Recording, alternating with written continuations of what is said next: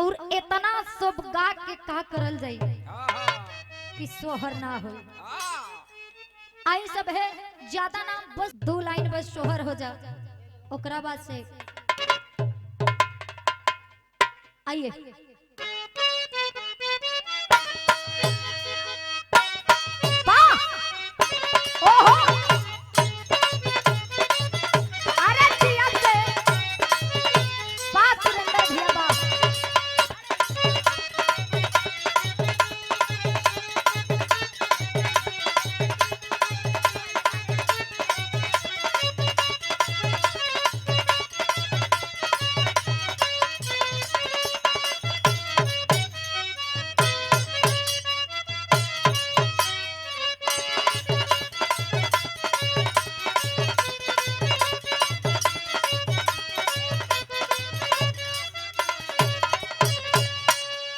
भाई देखी सोहर गौला पर मोहर लागेला।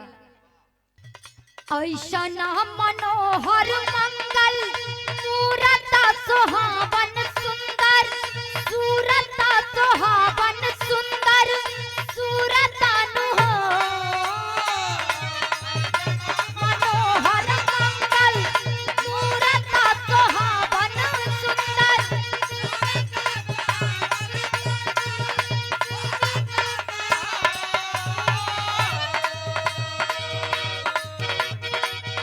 ऐसा ना मनोहर मंगल मूरत सुहावन सुंदर, सूरत सुहावन सुंदर सूरत अनु हो। ए राजा जी, ए राजा जी, ए राजा जी एक रे तो रहल ह जरूरत मुहूर्त खूब सूरत हो। ए राजा जी एक रे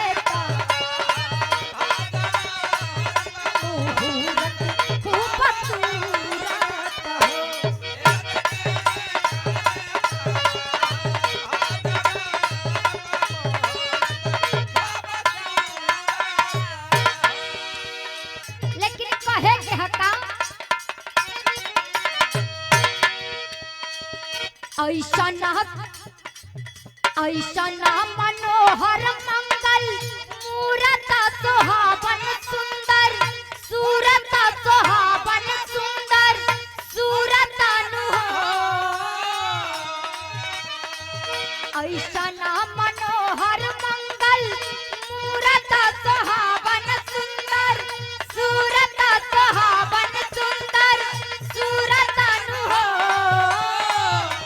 ए राजा जी, ए राजा जी, ए राजा जी एक रे तो रहल ह जरूरत मुहूर्त खूब सूरत हो। ह जरूरत मुहूर्त खूब सूरत हो।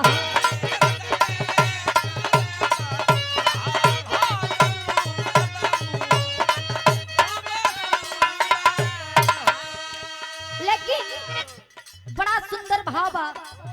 ई देखी बाबा भीमराव अम्बेडकर जब यह दुनिया में अइलन, लोगन के लोग जब चेहरा पर तेज देखलन तो ऐसा लागल कि हमनी के मसीहा, हमनी के दरिंदगी से उबारी खातिर के स्वयं भगवान जन्म लेले बड़न। लेकिन कहल गइल है कि इतिहास गवाह है, जब जब इस धरती पर पाप बढ़ा है तब तक उस पाप को नष्ट करने के लिए, हटाने के लिए कोई ना कोई इस धरती पर जन्म लिया है। लेकिन माई बहिन जब बाबा साहब के जन्म भइल बा, मार सोहर मंगल खुशी से गावत ताड़ी, झूमत ताड़ी, नाचत ताड़ी। कैसे मास्टर साहब?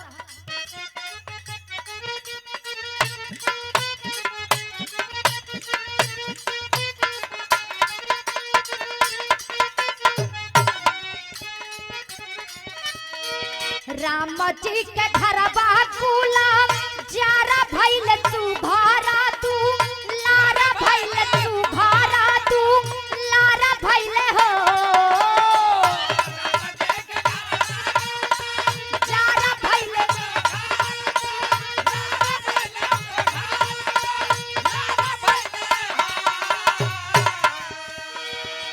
राम जी के घरवा कुला जारा भइल तू घरा तू लारा आइल तू घरा तू लारा आइल हो ए ललना ए ललना ए ललना